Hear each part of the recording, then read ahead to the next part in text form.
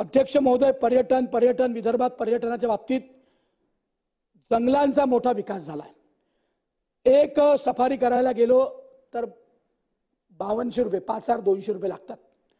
या 5200 रुपयापैकी 2000 रुपये जिप्सीला जातात आणि 500 रुपये त्या तो जो आपल्यासोबत गाईड असतो त्याला जातात।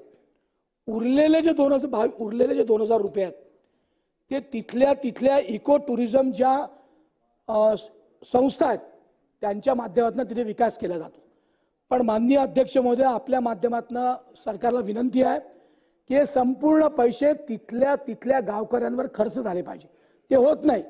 त्यातनं वन विभागातले सरकारी अधिकारी मजा मारतात, गाड्या घेतात, काय करायचं ते करतात।